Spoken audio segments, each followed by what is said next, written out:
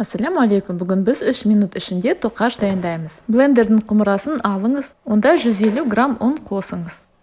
2 жұмыртқаны жарып қояйық, үстіне 200 мл сүт құямыз. Содан кейін шай қасықтың 3/1 бөлігін тұз қосамыз. Және 1 ас қасық сұйық май. Орташа жылдамдықта 1 минут араластырамыз. Енді бізге кекстерге арналған пішін қажет. Олардың әрқайсысын 3/1 қамырмен толтырыңыз.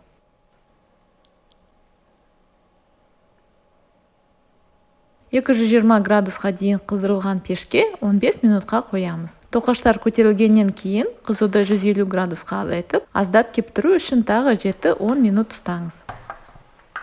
Біздің үлпілдек тоқашымыз дайын, ішінде қуыс пайда болды. Онда сіз өзіңіздің талғамыңызға кез келген толтыруды қосуға болады. Тіпті көкөністермен тауық еті, немесе шұжық пен ірімшік. Дәмі қайнатылған профитролиге ұқсайды, бірақ олар әлдеқайда оңай және тез дайындалады.